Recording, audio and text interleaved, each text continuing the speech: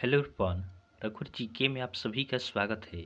आज हम लोग बिहार पीएड इंट्रेंस एग्जाम 2023 से रिलेटेड जीके के टॉप 20 क्वेश्चंस का हम डिस्कशन करेंगे। यह हमारा ब्रह्मास्त्र सीरीज का तीसरा क्लास है, तो आप वीडियो को लास्ट तक देखें और वीडियो पसंद है तो चैनल को सब्सक्राइब जरूर करें ताकि आगे आने वाले क्लास का नोटिफिकेशन आपको मिलता रहे। तो चलिए आज का क्लास हम स्टार्ट करते हैं। हमारा फर्स्ट क्वेश्चन है, भूकंप का कारण है। तो भूकंप का कारण क्या होता है? भू परिभ्रमण होता है, या टेक्टोनिज्म होता है, या आपका भू घूर्णन होता है, या अनाच्छादन होता है। तो भूकंप का कारण यह आपका होता है टेक्टोनिज्म होता है। क्या होता है? टेक्टोनिज्म होता है। ऑप्शन बी हमारा सही आंसर होगा। और ध्यान रखेंगे कि भूकंप की तीव्रता का मापन रिएक्टर स्केल पर किया जाता है। भूकंप की तीव्रता का मापन रिएक्टर स्केल पर किया जाता है। नेक्स्ट क्वेश्चन है, निम्नलिखित में से कौन सी घटना धरातल पर नहीं घटित होती है? इनमें से कौन सी घटना आपका धरातल पर घटित नहीं होती है? तो ऑप्शन ए में है ज्वालामुखी। ज्वालामुखी आपका धरातल पर होता है। ऑप्शन बी है अपक्षय। अपक्षय भी आपका धरातल पर होता है। ऑप्शन सी है अपर्दन। तो अपर्दन भी आपका धरातल पर होता है। ऑप्शन डी है सुनामी। सुनामी आपका धरातल पर नहीं होता है। तो ऑप्शन डी हमारा सही आंसर होगा। नेक्स्ट क्वेश्चन को देखते हैं। अगला प्रश्न है, निम्नलिखित में से किसे प्रकृति का सुरक्षा वाल्व कहा जाता है? तो प्रकृति का सुरक्षा वाल्व किसे कहा जाता है? तो यह आपका ज्वालामुखी को कहा जाता है। तो ऑप्शन सी हमारा सही आंसर होगा। ज्वालामुखी को प्रकृति का सुरक्षा वाल्व कहा जाता है। ध्यान रखेंगे, ज्वालामुखी क्या है? तो ज्वालामुखी पृथ्वी की सतह पर उपस्थित ऐसी दरार या मुख है जिससे पृथ्वी के भीतर के गर्म लावा, गैस, भस्म आदि बाहर आते हैं।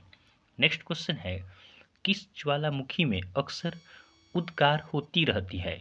किस ज्वालामुखी में अक्सर उद्गार होती रहती है?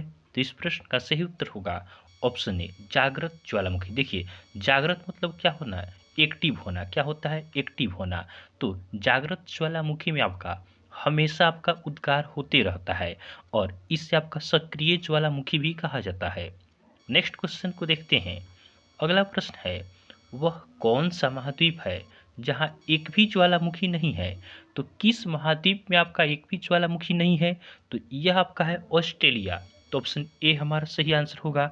ऑस्ट्रेलिया दुनिया का एकमात्र ऐसा महाद्वीप है जहां कोई भी आपका सक्रिय ज्वालामुखी नहीं है। नेक्स्ट क्वेश्चन है, मृत ज्वालामुखी किलिमंजारो किस देश में स्थित है? मृत ज्वालामुखी किलिमंजारो यह किस देश में स्थित है? तो किलिमंजारो यह आपका तंजानिया में स्थित है। कहाँ स्थित है? तंजानिया में स्थित है। ऑप्शन बी हमारा सही आंसर होगा। नेक्स्ट क्वेश्चन को देखते हैं। पवन ऊर्जा के उत्पादन में भारत का विश्व में कौन सा स्थान है? पवन ऊर्जा, इसके उत्पादन में भारत का विश्व में कौन सा स्थान है? तो भारत का स्थान आपका पांचवा है। कौन सा स्थान है? पांचवा स्थान है। ऑप्शन सी हमारा सही आंसर होगा। ध्यान रखेंगे कि भारत का वार्षिक पवन ऊर्जा उत्पादन वर्तमान में आपका 8,896 मेगावाट है। नेक्स्ट क्वेश्चन है, पवन ऊर्जा उत्पादन के क्षेत्र में विश्व का अग्रणी देश है।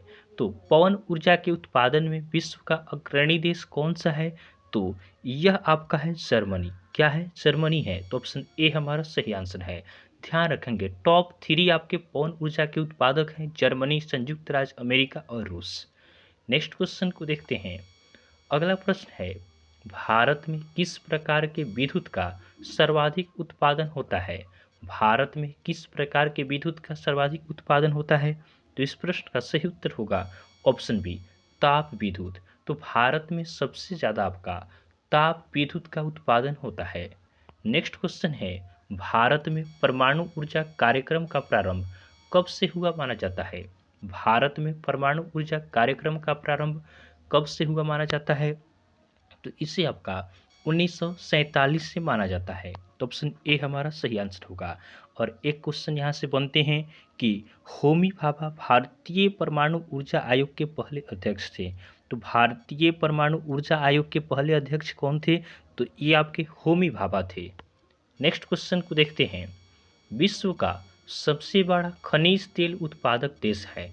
तो विश्व का सबसे बड़ा खनिज तेल उत्पादक देश कौन सा है? तो यह आपका क्या है? सऊदी अरब है। कौन सा है? सऊदी अरब है। ऑप्शन ए हमारा सही आंसर होगा। नेक्स्ट क्वेश्चन को देखते हैं। अगला प्रश्न है, लोकसभा में मान्यता प्राप्त विरोधी दल के नेता को निम्नलिखित में से किसके समान सुविधाएं और मान्यताएं प्रदान की जाती है। लोकसभा में मान्यता प्राप्त विरोधी दल के जो नेता होते हैं उन्हें निम्नलिखित में से किसके समान सुविधाएं और मान्यताएं प्रदान की जाती है। तो विरोधी दल के नेता को सभी सुख सुविधा आपका कैबिनेट मंत्री के अनुसार मिलता है। जितना आपका सुविधा कैबिनेट मंत्री को मिलता है उसी प्रकार की सुविधा आपका विरोधी दल की नेता को भी मिलता है। नेक्स्ट क्वेश्चन को देखते हैं। अगला प्रश्न है, लोकसभा का विरोधी दल के पहले मान्यता प्राप्त नेता थे। लोकसभा का विरोधी दल के पहले मान्यता प्राप्त नेता कौन थे। तो ये आपके थे राम सुभग सिंह। कौन थे, आपका राम सुभग सिंह थे। और ध्यान रखेंगे, विपक्ष का नेता होने के लिए कम से कम लोकसभा का आपके पास कितना सीट होना चाहिए, 10% आपका सीट होना चाहिए। नेक्स्ट क्वेश्चन है, राज्यसभा में विपक्ष का प्रथम नेता कौन था। अब हमें बताना है कि राज्यसभा में विपक्ष का प्रथम नेता कौन था। तो राज्यसभा इसमें आपका विपक्ष के पहले नेता थे कमलापति त्रिपाठी। कौन थे, कमलापति त्रिपाठी थे। ऑप्शन सी हमारा सही आंसर होगा। और ध्यान रखेंगे कि राज्यसभा यह एक अस्थायी सदन है। नेक्स्ट क्वेश्चन है, लोकसभा अध्यक्ष का चुनाव कौन करता है। लोकसभा अध्यक्ष इसका चुनाव कौन करता है। तो लोकसभा के अध्यक्ष का चुनाव आपका लोकसभा के सदस्य के द्वारा ही किया जाता है। तो ऑप्शन ए हमारा सही आंसर होगा। और ध्यान रखेंगे, वर्तमान में लोकसभा के अध्यक्ष हैं ओम बिरला। और लोकसभा आपका एक अस्थायी सदन होता है और लोकसभा को निम्न सदन भी कहा जाता है। नेक्स्ट क्वेश्चन है, न्यूट्रॉन की खोज किसने की थी।